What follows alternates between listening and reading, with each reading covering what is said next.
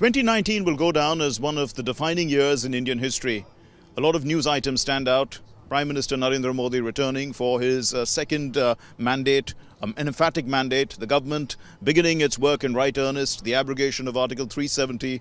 Before the elections, we also saw the Balakot airstrikes that generated a lot of news. But what we're going to do over the next 1 hour is that we're going to go and talk to our correspondents. Because throughout the year, our correspondents have been giving you the news and keeping you up to date. We're going to ask each one of them what stood out for them in the year 2019. So let's begin.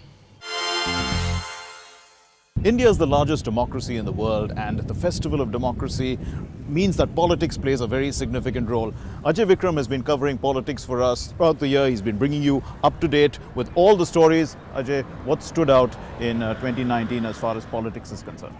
देखिए, अगर हम राजनीतिक घटनाओं की बात करें तो हम सबसे बड़ी राजनीतिक घटना की बात करेंगे लोकसभा चुनाव की। और लोकसभा चुनाव में भारतीय जनता पार्टी की जिस तरह से जीत हुई वो एक बड़ा इतिहास बना, क्योंकि एक पूर्ण बहुमत की सरकार 5 साल चली, ऐसी सरकार जो गैर कांग्रेसी थी, और वो 5 साल बाद जब चुनाव मैदान में उतरती है और फिर पूर्ण बहुमत की सरकार बनाती है, न केवल पूर्ण बहुमत की सरकार बनाती है बल्कि पिछले बहुमत से ज़्यादा बहुमत लेकर आती है, ये एक बड़ा इतिहास रचा गया। इसका सबसे बुरा असर कांग्रेस पर पड़ा। कांग्रेस के भीतर राहुल गांधी के इस्तीफे की मांग होने लगी।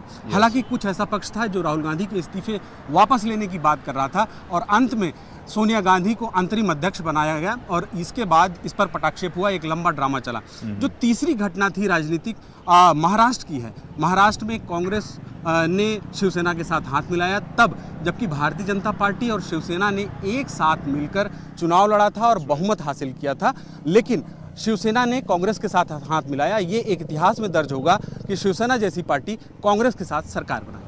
So one is a story about how the opposition got together for the 2019 general elections and that didn't work. But here in Maharashtra, it looks like the opposition in a post-poll alliance decided to get together to keep the BJP out. More in this report filed by Ajay Vikram. 2019 will be remembered as an election year. Since the beginning of the year, political parties were readying themselves for the battle royale, the Lok Sabha elections. Elections were on everybody's mind, and the big question was whether a united opposition had enough combined strength to dislodge Prime Minister Narendra Modi. The election results were historic in many ways. Prime Minister Modi returned to power with a stronger majority after a resounding victory in the elections. BJP crossed 300 Lok Sabha seats on its own. Narendra Modi emerged on the world stage as a more prominent leader than earlier. Before the 2019 Lok Sabha elections, Congress fielded Priyanka Gandhi Vadra while exploring the party's prospects in Uttar Pradesh. Priyanka was made the General Secretary and appointed in charge of Congress in eastern Uttar Pradesh. However, her entry did not make much of an impact, and the Congress faced its second worst defeat, doing only slightly better than it had in 2014. The party fell short of the minimum number of seats required to claim the post of Leader of Opposition in Lok Sabha. Congress contested the 2019 elections under the leadership of Rahul Gandhi, who lost his traditional family bastion seat Amethi to Smriti Irani. Smriti Irani's stature in BJP and Indian politics in general grew as a result. After the crushing defeat, Rahul Gandhi announced his resignation from the post of president.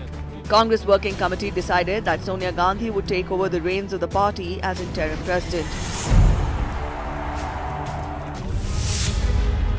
In 2014, when the Modi wave swept across the country, West Bengal was one of the few states which held out against it. In 2019, BJP made significant inroads into West Bengal. The Bharatiya Janata Party won 18 of the 42 Lok Sabha seats in the state. With Amit Shah becoming Home Minister, there was talk of a new appointment at the helm of the BJP. Jagat Prakash Nadda, senior BJP leader and minister in the Modi I government, was announced as party's working president. Assembly elections were also held in Andhra Pradesh simultaneously with Lok Sabha polls. YS Jagan Mohan Reddy's party, YSR Congress, won a landslide victory and Jagan became the new chief minister of the state. TDP chief Chandrababu Naidu was voted out of power after just one term.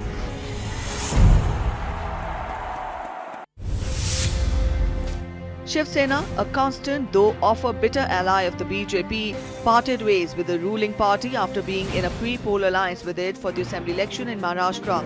It was surprising because both the parties had won a decisive second-term mandate. But the Shiv Sena was adamant about a rotational chief minister and thus broke a 25-year-old association. With no party being in a position to form the government, President's rule was imposed. However, in a surprise overnight development, a BJP government was sworn in with a letter of support from the NCP. But it was short-lived and Fadnavis had to resign. Shiv Sena, NCP and Congress then put an end to the long political drama in the state and formed a post-poll alliance government with Shiv Sena chief Uddhav Thackeray as the chief minister.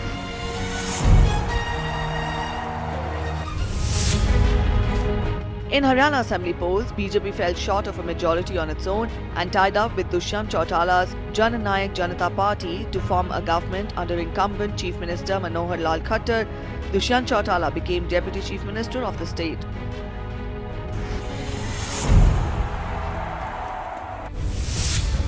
The H.D. Kumaraswamy-led coalition government of JDS and Congress fell in Karnataka after losing a floor test. After 17 rebel MLAs were disqualified. BJP's B.S. Yediyurappa with 105 MLAs in support took oath as Chief Minister and proved his majority in a depleted house. However, the BJP swept the by-polls, winning 15 more seats to gain a comfortable majority in the 224-member house. BJD leader Naveen Patnaik in Odisha continued his hold over the state, winning a fifth term as Chief Minister. Assembly elections were held in Odisha along with Lok Sabha. At the end of the year, Jharkhand went to polls in 5 phases for 81 seats in November and December.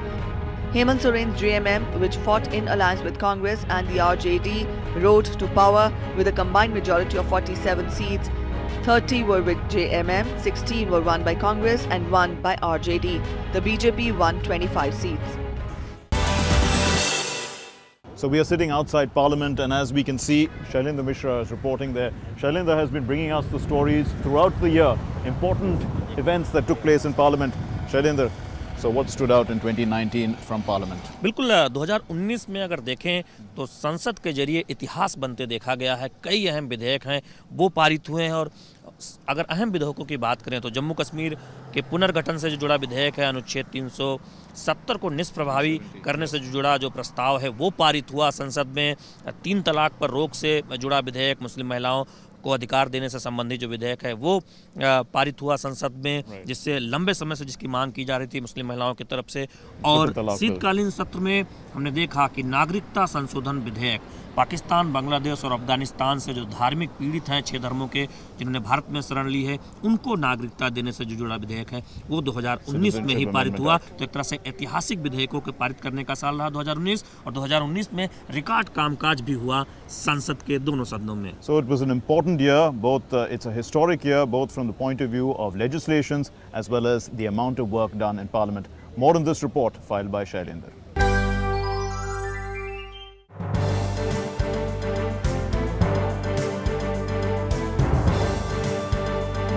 Parliament in 2019 was abuzz with activity. Many significant and historic bills became law after being passed by Parliament. Since independence, the idea of special status for Jammu and Kashmir has been a matter of political discourse. In a historic move, Parliament abrogated Article 370 that had given special status to Jammu and Kashmir. The bill was moved by the Union Home Minister Amit Shah on the 5th of August in the Rajya Sabha and passed the same day. It was passed by the Lok Sabha the next day. The Jammu and Kashmir State Reorganisation Bill received the President's assent on August 9. ये 370 मान्यवर महिला विरोधी भी है, दलित विरोधी भी है, आदिवासी विरोधी भी है और आतंकवाद की जड़ भी 370. Another important bill made law by Parliament was the Muslim Women Protection of Rights on Marriage Act 2019, which Muslim women had been demanding for a long time. The act puts an end to the unjust practice of instant triple talaq. The government had tried several times to get the bill passed during its previous tenure, but due to lack of numbers in the Rajya Sabha, it was unable to do so. In 2019, finally, the Muslim women heaved a sigh of relief with the passage of the bill. ये मामला न सियासत का है, न धर्म का है, न ईमान का है, न पूजा का है, न प्रार्थना का है। ये मामला है नारी न्याय, नारी गरिमा और नारी सम्मान। Another historic bill that received Parliament's approval in 2019 was the Citizenship Amendment Act. The Act provides Indian citizenship to Hindus, Sikhs, Christians, Buddhists, Jains and Parsis who came to India from Pakistan, Bangladesh and Afghanistan prior to December 31st, 2014. Home Minister Amit Shah also made it clear that the Act grants citizenship and does not take away anyone's citizenship. पूरे देश को आश्वस्त करना चाहता हूं कि ये bill संविधान के किसी भी आर्टिकल को कॉन्ट्राडिक्ट नहीं करता। Earlier in the year, the government had brought in a bill to grant 10% reservation in jobs and educational institutions to people from economically backward sections. The dreams of millions of poor youth in the general category were energized with the passage of this bill. The new law does not affect reservation for SC, ST and OBC. 2019 also brought hope to people living in unauthorized colonies in Delhi. Over 40 lakh people living in these colonies were given property rights after the passage of the National Capital Territory of Delhi Recognition of Property Rights of Residents in Unauthorized Colonies Bill 2019 during the winter session. The POCSO Act was also amended to provide a maximum punishment of death for certain offences. Both Houses of Parliament also passed a bill to provide more stringent punishment and fine in violation of traffic rules. Parliament also passed the 126th Amendment of the Constitution to extend SC/ST reservation in the Lok Sabha and Legislative Assemblies for another 10 years. This reservation was to end on the 25th of January 2020. It will now continue till the 25th of January 2030 in Parliament and Legislative Assemblies. Parliament also passed a bill for rights and protection of transgender people. Parliament also passed a bill amending the SPG Act. The Indian Medical Council Amendment Bill was also passed by Parliament this year. It brings transparency, accountability and quality in medical education in the country. Corporate tax was reduced from 30% to 22%. Unlawful Activities Prevention Amendment Act UAPA 2019 enhances the power of the NIA. Parliament broke records for functioning during 2019. After the general elections, the very first session of the new Lok Sabha set a new record for functioning. 2019 witnessed good debates on several issues, including those of farmers in Parliament. During a discussion on women's safety, members were unanimous in their opinion that more stringent rules should be made for the safety of women. The state of the economy was discussed in both the Houses of Parliament threadbare. The winter session was also the 250th session of the Rajya Sabha this year. The Rajya Sabha celebrated the memorable occasion with true debate and discussion. Shailendra Mishra's report, DD News.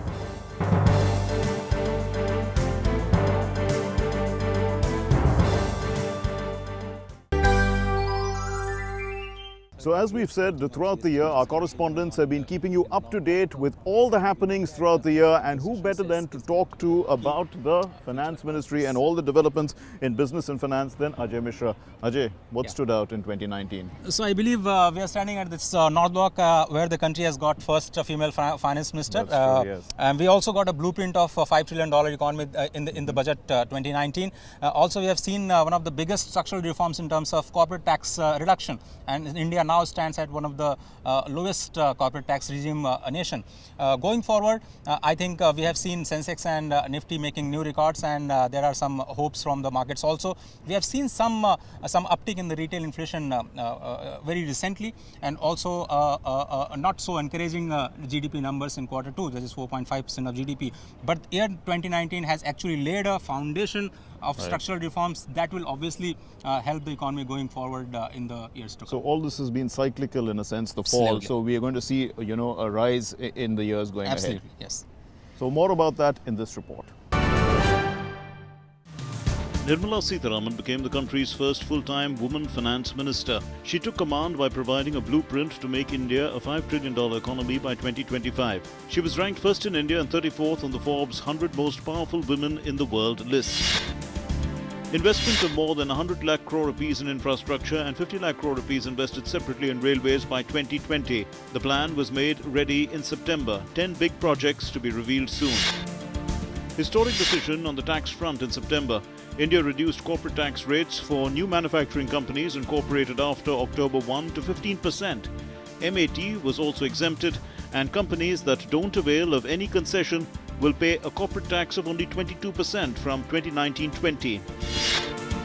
A big step in the direction of banking reforms, government approves creation of 12 new big banks from 27 public sector banks. To strengthen banks, capital of 60,314 crore rupees infused, government banks gave new credit worth 4,90,000 crore rupees. India has gained 14 places in terms of ease of doing business.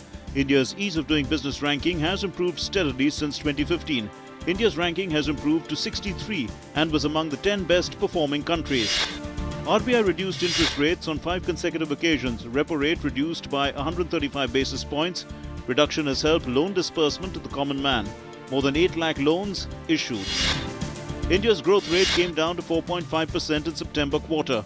4.9% in the first quarter. Growth slowed due to sluggishness in agriculture and manufacturing. New employment figures released. 2.3 crore jobs were created between 2011 and 18. 44% of the country's workers are engaged in farming, 31% in service sector and 25% in industries. Sensex crosses 41,000 mark. Nifty also sets a new record beyond 12,000. IPO market boosted investments. Investors gain up to 50% in 14 freshly issued shares. Government approves loans of 25,000 crore rupees for realty sector. Amendments to IBC code to give relief to the sector. Approval of construction of stalled projects will accelerate. Selection of 5 companies for strategic disinvestment during the year. Decision to sell government stake in 2 power companies including BPCL, Shipping Corporation, Container Corporation. Target to raise more than 1 lakh crore rupees through disinvestment for the year.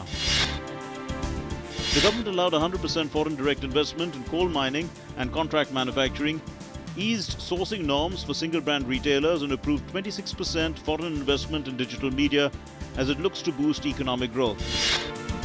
The largest increase in FDI in the country so far, $64 billion investment in 2018-19, $35 billion investment in the first 6 months of this year. Registering a company and an LLP in India becomes easier. It takes 1 to 2 days to form a company through Central Registration Centre. It had earlier taken over 15 days. 1,25,000 companies were registered in the last 3 years. Income Tax Department has started the system of faceless scrutiny. Big step towards curbing corruption. All notices of Income Tax Department will be issued online only. Income tax refunds of more than 1.5 lakh crore rupees were issued. India became an even more attractive destination for tourism. India reached 34th position in 140 countries, improved 18 places in 2019, regarded the richest country in terms of natural and cultural wealth. Big step towards converting more than 40 labour laws into 4 simple codes. Parliament's approval of 2 labour laws for welfare of workers, equal pay for women and men. 50 crore workers avail benefit of law on minimum wages. Tejas IRCTC train between New Delhi and Lucknow made a profit of 70 lakh rupees until October. IRCTC also provides free Wi-Fi facility at 5,000 stations. India refuses to join RCEP. Prime Minister keeps interests of farmers, milk producers and small entrepreneurs in mind while refusing to join RCEP. Trade war between China and the US makes headlines throughout the year. In 2019, US President Donald Trump increased import duty by 2.5 times on $200 billion worth of products. Chinese goods in the US went up in price by 10 to 25%. China retaliated by imposing 25% import duty on US products worth $60 billion. So far, 439 schemes have directly reached beneficiaries through direct benefit transfer. There has been an allocation of more than 7.8 lakh crore rupees directly through bank account, leading to an estimated savings of 1.4 lakh crore rupees. Reliance Industries created history on the market capitalization front. It became the first company in the country with a valuation of 10 lakh crore rupees. Jet Airways grounded in April after 26 lenders including SBI dragged the company to court with a debt of 85,000 crore rupees.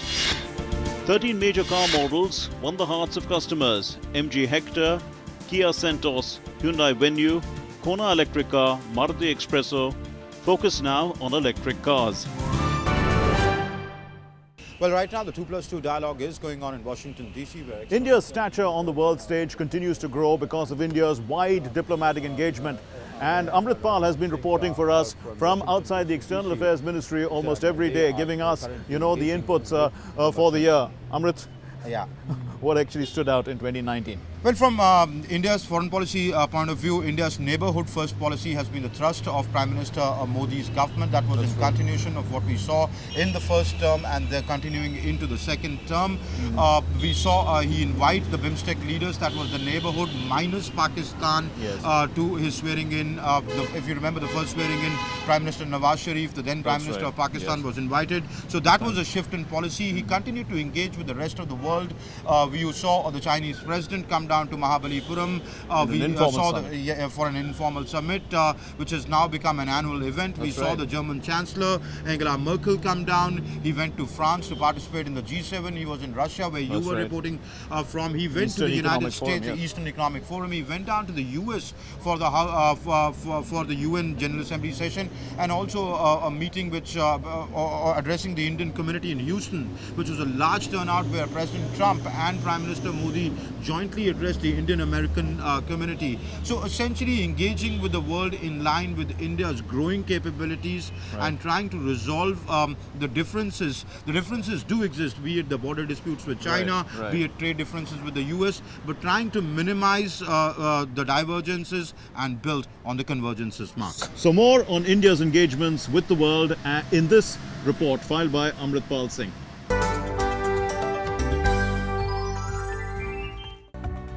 Continuity and assertiveness anchored Indian foreign and security policy in 2019. For the first time in 50 years, Indian fighter jets attacked terror camps in Pakistan. While this was a departure from the past, sustained isolation of Pakistan at global fora marked continuity in policy of the Modi government in its second term as well. Be it neighborhood first, Act East, Indo-Pacific, or forging closer ties with both the United States and China was reflective of continuity. On the foreign policy calendar, the year began with a mega Prasar Bharati Divas being celebrated on the banks of the river Ganga in Varanasi, and the diaspora turning out in huge numbers from all over the world to take a dip in the Sangam in Prayagraj during the Kumbh Mela in January this year. The theme of the Prasar Bharati Divas 2019 was role of the Indian diaspora in building a new India. Prime Minister of Mauritius, Pravind Jugnauth, was the chief guest at Prasar Bharati Divas 2019. South African President Cyril Ramaphosa graced the Republic Day Parade as chief guest for this year. During his meeting with the Prime Minister, Ramaphosa listed defense and security, trade and investment, the blue economy, tourism, IT and agriculture as priority areas for cooperation from his government side. In February, Saudi Arabia's Crown Prince Mohammed bin Salman visited Delhi. The Saudi Crown Prince's visit came after his Pakistan trip and in the backdrop of the Pulwama attack. The joint statement after the meeting of Crown Prince and Prime Minister Modi condemned the Pulwama attack by name. It also called for rejecting terrorism as an instrument of state policy and the dismantling of terrorism infrastructure as well as avenues for funding of terrorists from all territories against other states. The year 2019 saw Prime Minister Modi conducting active diplomacy by travelling to many big and small countries that were earlier not on the itinerary of visits of previous Indian Prime Ministers. The first 2019 foreign visit of Prime Minister began in the month of February. South Korea was the first foreign destination of the Prime Minister. During his two-day visit on the 21st and the 22nd of February, PM Modi held talks with Korean President Moon Jae-in, unveiled a bust of Mahatma Gandhi and addressed the Indian diaspora in Korea. The Prime Minister also received the prestigious Seoul Peace Prize for 2018 for his contribution to international cooperation and fostering global economic growth. The invitation to BIMSTEC leaders at his oath-taking ceremony in May this year conveyed a clear message: neighborhood first minus Pakistan. While then Prime Minister of Pakistan Nawaz Sharif was invited for the Modi cabinet's inaugural in 2014, but for Modi 2.0, policy was laid out clearly. Terror and talks cannot go hand in hand. The Maldives was the first foreign destination of the Prime Minister, followed by a short visit to Sri Lanka. Neighborhood first was again clearly in focus. During his one-day visit to the Maldives, the Prime Minister held wide-ranging talks with President Ibrahim Mohamed Solih. Maldives and India signed 6 agreements to strengthen ties in a number of areas, including defense and maritime. PM was also conferred with the Maldives' highest honor, Rule of Nishan Izzuddin. On his first foreign trip, he also visited Sri Lanka, where he honored those killed by Islamist militants in Sri Lanka's Easter bombing. In July, Prime Minister Modi travelled to Bishkek to attend the SCO summit.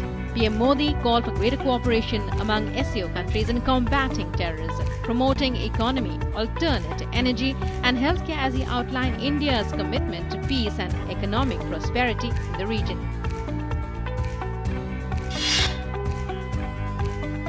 Prime Minister Modi was in Osaka, Japan for 2 days to attend the G20 summit. In Osaka, PM Modi met with many participating world leaders on the sidelines of the summit and discussed expanding cooperation in trade and investment, defense, maritime, space and exchange views on the Indo-Pacific vision. In August, Prime Minister Modi embarked on his three-nation visit to France, Bahrain and the UAE. He also took part in the G7 summit in France's Biarritz in the session on digital transformation and climate change. Talks between the Prime Minister and French President Emmanuel Macron were held, following which agreements on maritime awareness, amongst other things, were inked. Following this, the PM left for UAE on 23rd August, where he was conferred the Order of Zayed by the Crown Prince of Abu Dhabi, Sheikh Mohammed bin Zayed Al Nahyan. Bilateral talks were also held between the two leaders. Modi then reached the Kingdom of Bahrain on the last leg of his three-nation tour. He was honoured with the King Hamad Order of the Renaissance during his meeting with the King of Bahrain on 25th August. He then attended the G7 Summit on Biodiversity, Oceans, Climate, where he underlined India's contribution to addressing reducing biodiversity, climate change, water stress and ocean pollution.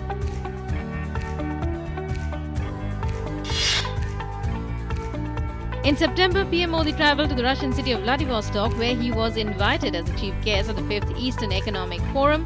During the talks with Russian President Vladimir Putin, the two leaders discussed ways to bolster cooperation in trade and investment, oil and gas, nuclear energy, defense, space and maritime connectivity.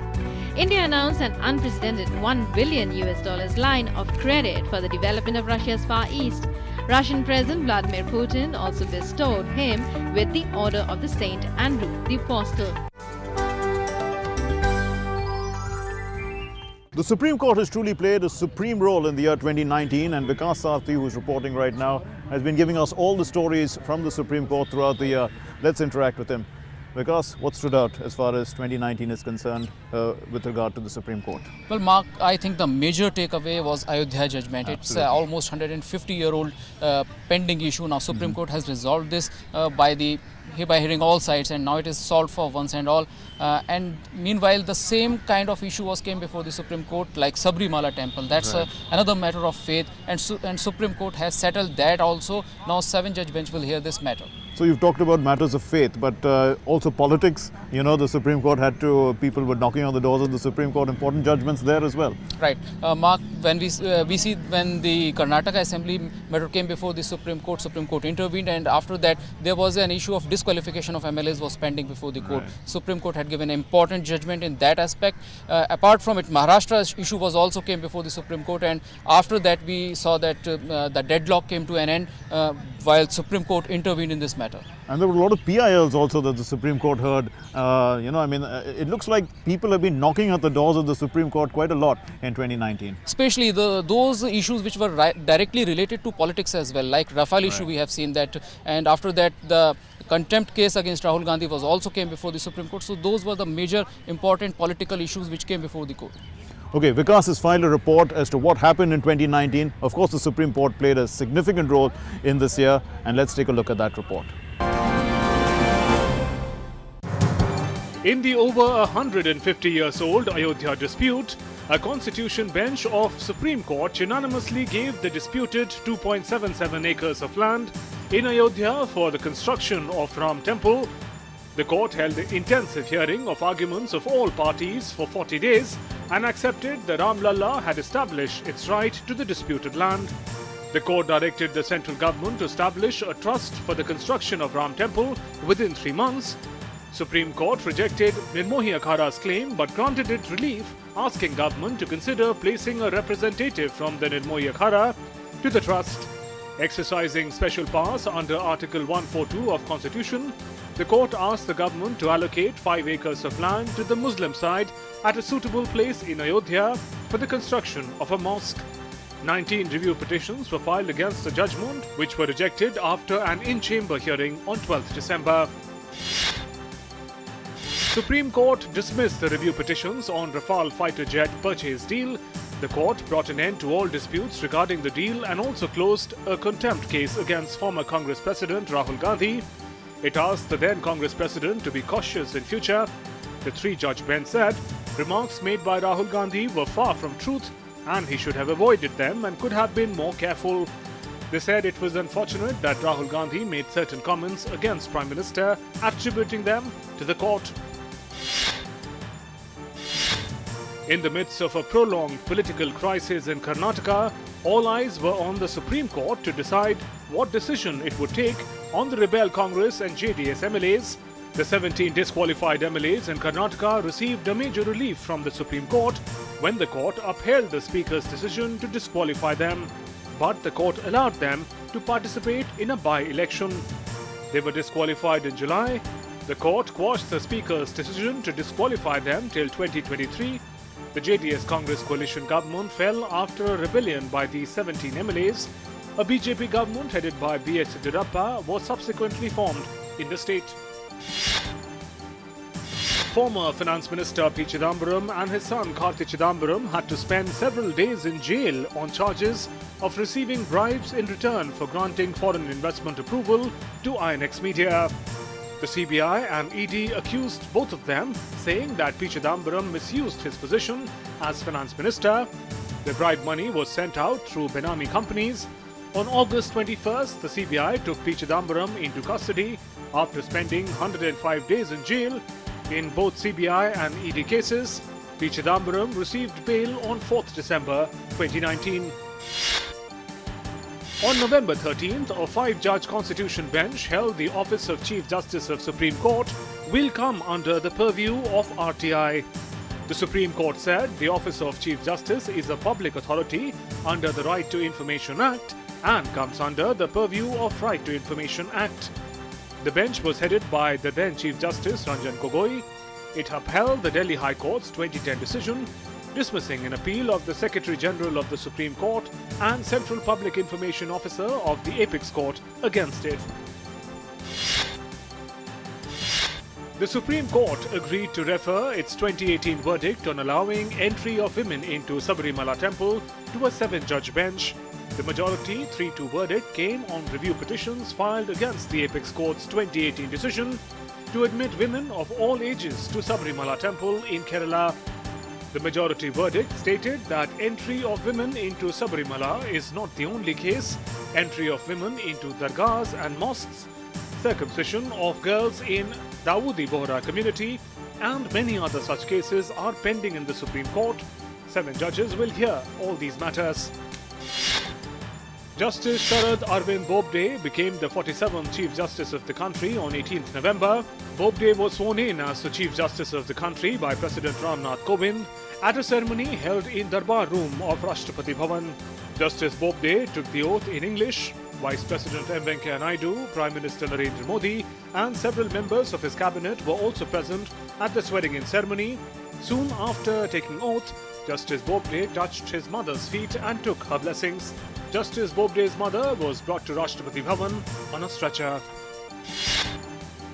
On 23rd November, after Devendra Fadnavis was sworn in as Chief Minister and NCP leader Ajit Pawar as Deputy CM, Shiv Sena, NCP and Congress knocked at the doors of the Supreme Court, claiming the letter of support handed over to Governor by Ajit Pawar was fake.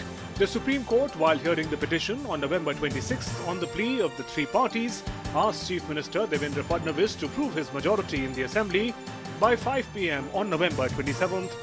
However, Ajit Pawar and Devendra Fadnavis resigned from their respective posts before the floor test in the House. The case of custodial deaths of 4 accused in the rape and murder of a female doctor in Hyderabad reached the Supreme Court. The court set up 3-member commission to investigate the case. The accused died in an encounter with the police while they were taken to the spot to recreate the crime scene. Telangana government argued that the policeman had fired in self-defense. The court said there are many aspects to the case and that people have the right to know the truth and the facts. The court constituted a commission of inquiry under leadership of former Supreme Court Judge B.S. Sirpurkar. It was ordered to submit its report in 6 months. Supreme Court state investigation of High Court and NHRC in the matter. Pathankot District Court on June 10th convicted 6 of the 7 accused in the rape and heinous murder of an 8-year-old girl in Katwa. The 6 convicts include the village head, Sanjiram, his nephew, 2 special police officers and a constable for the heinous crime. All of them were found guilty of kidnapping, gang rape, murder, destroying evidence and criminal conspiracy. All of them were sentenced to life imprisonment for murder and 25 years each for gang rape. They were also fined ₹1 lakh each.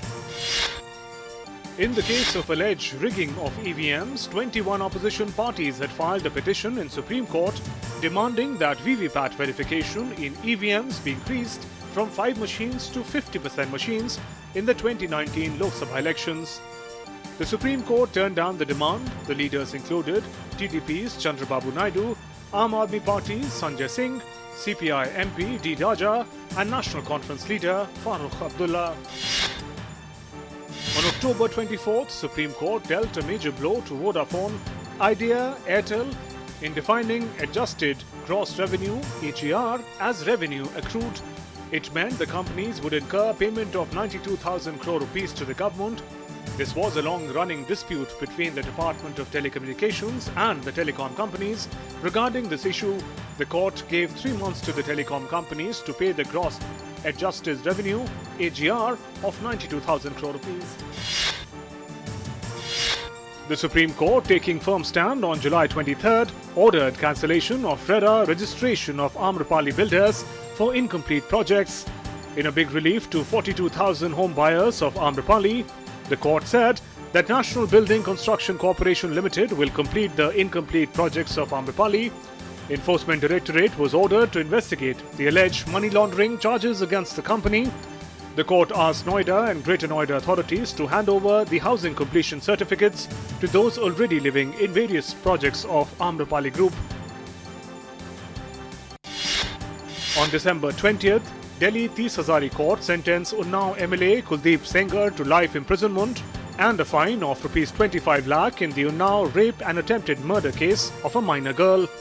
The court acquitted the woman accused, Shashi Singh, giving her benefit of doubt. The 30,000 court reprimanded the CBI for delay in filing of the charge sheet in the gang rape case. The hearing of the case was transferred from Lucknow to Delhi on the order of the Supreme Court. Well, it's hard to define the newsmakers of the year in a special segment because a lot of them would have already been covered in the other segments that we've been looking at in this program on images of 2019. But you know what presently comes to mind is the Kulbhushan Jadhav verdict in India's favor at the ICJ. The successful launches of ISRO come also to mind. Let's take a look at this report on what stood out in terms of newsmakers this year. Prayagraj Ardh Kumbh Mela 2019 was held at Triveni Sangam in Allahabad, Uttar Pradesh from the 15th of January to the 4th of March 2019. The Kumbh Mela was the largest gathering of pilgrims in the world with over 100 million people attending. No other congregation on earth matches the vastness and scale of the Kumbh. The pilgrims seek harmony between body, mind and soul. They experience the power of sacred rivers, gain spiritual insight, seek the truth and hope to attain eternal knowledge. They participate in devotional, insightful and scientific kathas. ISRO began the year with the launch of Defence Imaging Satellite Microsat-R for Defence Research and Development Organization. Later in March, DRDO shot down Microsat-R to demonstrate its anti-satellite missile prowess. ISRO launched several Earth observation satellites like EMISAT, Electronic Intelligence Satellite for DRDO, Cartosat-3, Radar Imaging Satellites, RESAT-2B and RESAT-2B-R1. In February, Prime Minister flagged off India's first semi-high-speed train, the Vande Bharat Express. The Vande Bharat Express can run up to a maximum speed of 160 km per hour and has 16 air-conditioned coaches, of which 2 are executive class. The total seating capacity is 1,128 passengers. All coaches are equipped with automatic doors, GPS-based audio-visual passenger information system, on-board hotspot Wi-Fi for entertainment and very comfortable seating. All toilets are bio-vacuum type. There are 2 routes between Delhi and Varanasi since February and Delhi and Katra flagged off in October. The National War Memorial was inaugurated by Prime Minister Narendra Modi near India Gate on February 25, 2019. It was built as a tribute to soldiers killed during the Indochina War in 1962, Indo-Pak Wars in 1947, 1965 and 1971, the Kargil conflict in 1999 and the Indian peacekeeping force operations in Sri Lanka.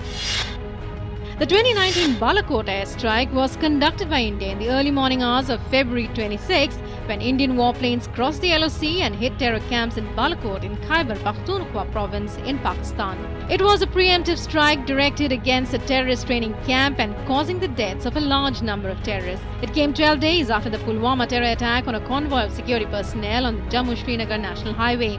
On February 27, in a tit-for-tat airstrike, Pakistan retaliated, and in the ensuing air standoff, an Indian MiG-21 shot down a Pakistani F-16. The MiG-21 was also shot down and its pilot, Wing Commander Abhinandan Vardhaman, was taken prisoner. He was later returned on March the 1st. The country's highest civilian honour, the Bharat Ratna, was conferred on former President Pranab Mukherjee and posthumously on late singer Bhupen Hazarika and social activist Nanaji Deshmukh. In a political career spanning 5 decades, Pranab Mukherjee occupied several ministerial portfolios in Congress governments of India. He was the country's 13th president. The late Bhupen Hazarika was a composer, playback singer, music director, lyricist, musician, folk artist, poet and filmmaker from Assam. The late Nanaji Deshmukh worked on anti-poverty and minimum needs program and to promote agriculture and cottage industry, rural health and rural education. On the 17th of July 2019, the International Court of Justice delivered its verdict in the Kulbhushan Jadhav case. A 15-1 majority decision ruled in India's favour. Kulbhushan Jadhav's death sentence, delivered by a Pakistani military court, was suspended and a proper trial with proper representation to Jadhav on legal grounds was ordered. Abhijit Banerjee, an MIT economist of Indian origin, shared the 2019 Nobel Prize for Economics with his wife, Esther Duflo, and another economist, Michael Kremer. Banerjee and Duflo became the 6th married couple to jointly win a Nobel Prize. They shared the prize for their experimental approach to alleviating global poverty. Their research has considerably improved our ability to fight global poverty. In just 2 decades, their new experiment-based approach has transformed developmental economics, which is now a flourishing field of research.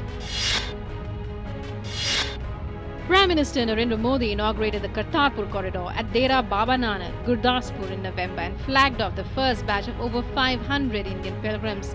The corridor was thrown open to the public on the occasion of the 550th birth anniversary of Guru Nanak Dev. The Prime Minister inaugurated the passenger terminal building or integrated checkpost where pilgrims get clearance to travel through the newly built 4.5-kilometre long corridor.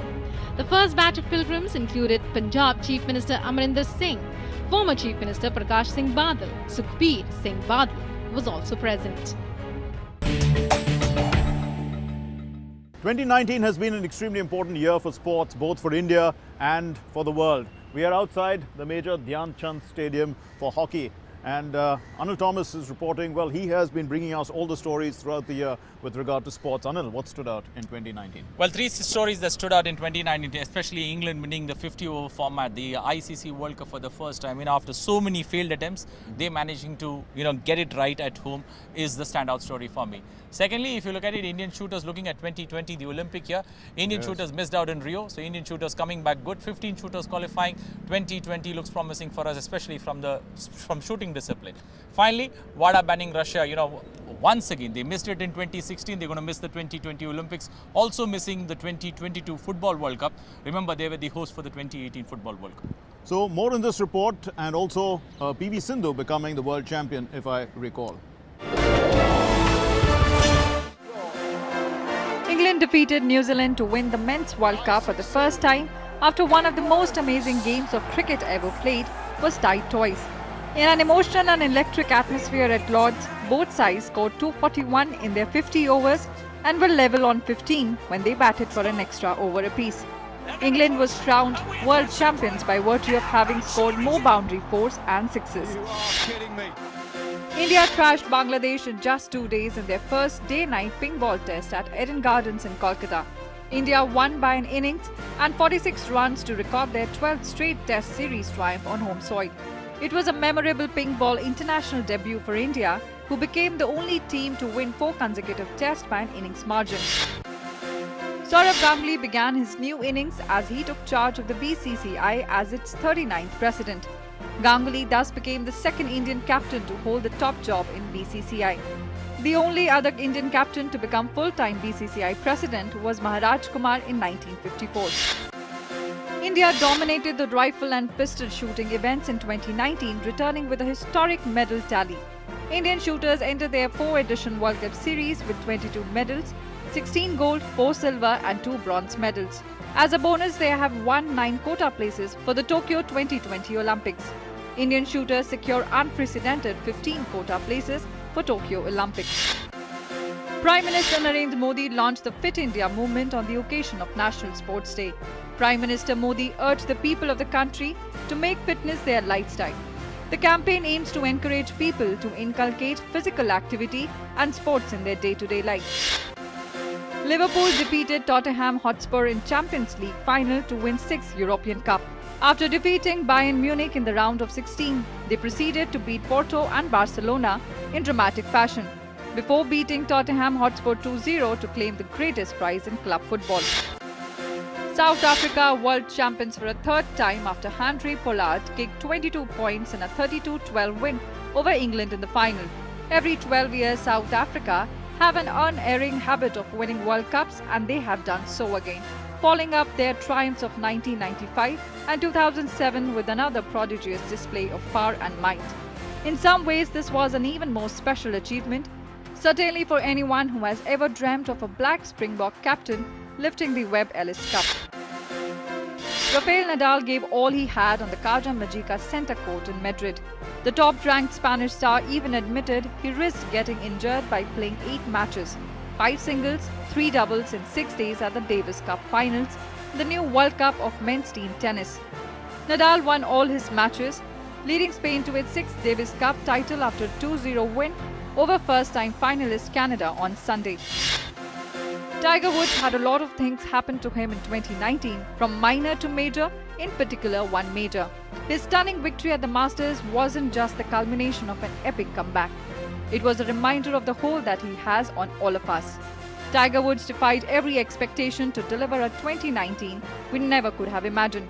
From the Masters to the President's Cup, 2019 was a tour de force for a 43-year-old off 4 back surgeries. Russia has been banned from all major sporting events for 4 years by the World Anti-Doping Agency, meaning the country will not be represented at the 2020 Olympic Games and FIFA 2022 World Cup. WADA's executive committee has taken actions against the sporting heavyweight due to evidence that Russian authorities tampered with a Moscow laboratory database to hide hundreds of potential doping cases. 2019 was an epic year for Indian films. Our soft power was very visible on the world stage. Many blockbuster hits. Also, we had the 50th year of the International Film Festival of India. Our correspondent, entertainment correspondent, Jaya Sinha, is recording a program. Let's go and talk to her right now. Jaya, can I stop you there for a moment? Now, you know, 2019 has been a great year for Indian cinema, isn't it? What would you recall as the high points? Definitely, Mark, 2019 was a great year. Our films have made mark not in India, but throughout the world in world film festivals. Talking about the box office, it was a great year for box office because most of the films, like many of the films, crossed the 400 crore mark at the box office. Films like War, which is the highest grossing Hindi movie till date. Then we have Uri the Surgical Strike, which gave you the new anthem, How's the Josh? So it was a great year for films. Audiences got all the genres and all the flavors. Patriotism was running high. We had Crazy, we had Bharat. Then in the start of the year, Padma Puraskar was given to the best of the artists from the art and culture fraternity. The first female Pandwani Gaika, Tijan Bai, got Padma Vibhushan. We had Manoj Vajpayee, we had Prabhu Deva, got Padma Shri Awards. Then Bhupen Hazarika, posthumously, he was given Bharat Ratna Award. It was a big achievement for the artist. Also, this year it was the 50th year of IFFI. I was wanting to talk to you about that because you were right there, right? Yes, Thalaiva and Amitabh Bachchan on one stage together. Definitely it gave goosebumps to all these cinema lovers. It was a great year. We had the best of Indian cinema and the best of world cinema screened at IFFI, and it was an iconic year. Thousands of cine lovers reached there, and this year was also iconic because Bharat Ratna was given to Bhupen Hazarika, and also in the 50th year of his career, Amitabh Bachchan was given the Dada Saheb Phalke Award. First female Pandavani singer Tijan Bai awarded Padma Vibhushan. Actor Mohanlal received the Padma Bhushan. Music director Shankar Mahadevan, actor Manoj Bajpayee, choreographer and film director Prabhu Deva were honoured with the Padma Shri. Actor Kader Khan was posthumously awarded the Padma Shri when the Padma Awards were announced at the beginning of 2019.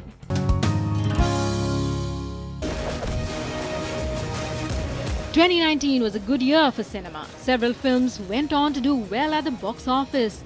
Hrithik Roshan starred in 2 super hits. War became the highest grossing Hindi film of all time, and Super 30 also crossed the 200 crore mark. अरे आज राजा का बेटा राजा नहीं बनेगा, राजा वही बनेगा जो हकदार होगा। Sahu, which starred Prabhas of Bahubali fame, was at number 2. Sahu earned 439 crores at the box office. The Amazing Kabir Singh was a truly charismatic film, starring Shahid Kapoor and Kiara Advani.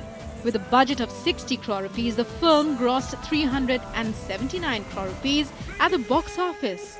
इस गुस्से को लेके क्या करोगे तुम life में कबीर? वक्त आ गया है खून का बदला खून से लेने का। Uri, the surgical strike, picked up momentum at the box office and earned 360 crores, giving the country a new anthem. How's the Josh? How's the Josh? How's the Josh? Patriotic films were aplenty. Salman Khan and Katrina Kaif's Bharat on Eid, 325 crores.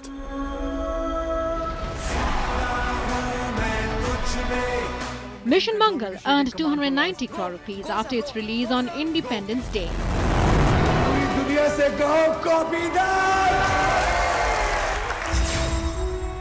Telugu epic Saira Narasimha Reddy starring Chiranjeevi saw him in a new avatar.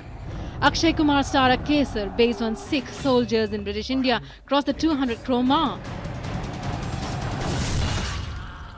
Total Dhamal made 232 crores and Houseful 4 made 300 crores. तू कौन है? क्या औकात क्या तेरा? कोई दूसरा मेरे को बताएगा मैं कौन है? India's choice for the Oscars, Gully Boy, won the support of cinegoers, critics and the box office, earning 238 crore rupees. De De Pyar De, Luka Chupi and Pati Patni Aur Wo were all hits. आप हाथ मिलाएंगे या मैं चाय बोल के आऊँ? जी, अभिनव त्यागी।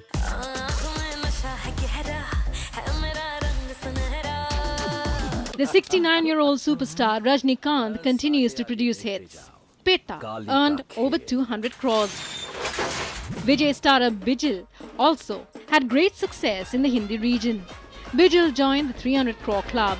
English films also made big money in India. Avengers Endgame earned 373 crore rupees. The Lion King grossed 159 crores. Spider-Man Far From Home earned over 86 crores. Prime Minister inaugurated the National Museum of Indian Cinema, which will preserve Indian films for a long, long time. The Prime Minister started his address with the dialogue from Uri, How's the Josh? And the audience was quick to answer. How's the Josh? Prime Minister met film stars 3 times this year. At the beginning of the year, the Prime Minister met the Youth Brigade of Bollywood and talked to young artists about their contribution and participation in nation building. In October, while commemorating 150 years of Mahatma Gandhi, at the Prime Minister's residence on Lok Kalyan Marg, Prime Minister Narendra Modi met film stars including Shah Rukh Khan, Amir Khan and Kangana Ranaut and appealed to them to spread Gandhi's ideas and values. The 50th edition of the International Film Festival of India was a gala event. Legendary stars from all over the world reached Panji in Goa. Thalaivar came on the same stage. The superstar, legend Rajnikant, was awarded Icon of the Golden Jubilee Award. Big B Amitabh Bachchan, another monumental icon, was also honoured. The International Film Festival of India was awarded ICFT UNESCO Fellini Award on completion of 50 years. The film Particles received the prestigious Golden Peacock for Best Film.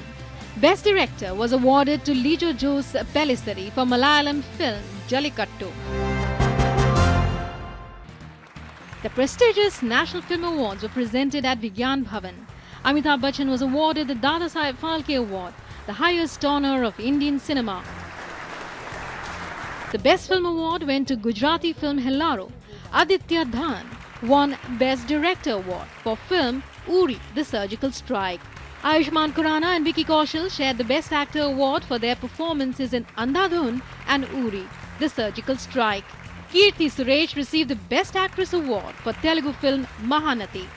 The Best Non-Feature Film was awarded to The Secret Lives of Frogs. 2019 said goodbye to a number of important people, people who were stalwarts in their respective fields. The world of politics is poorer because of the loss of Sushma Swaraj, Arun Jaitley, Manohar Parrikar, Sheila Dikshit. And we here in Doordarshan also lost our anchor Neelam Sharma.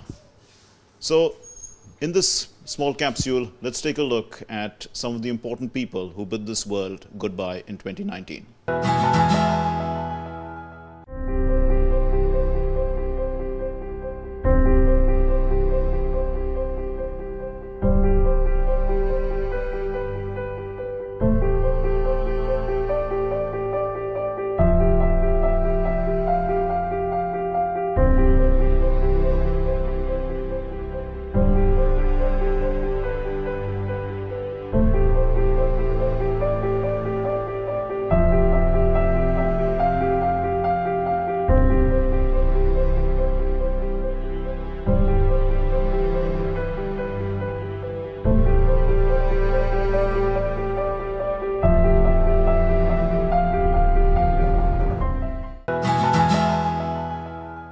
So as our correspondents have been telling us, it's been an extraordinary year, 2019.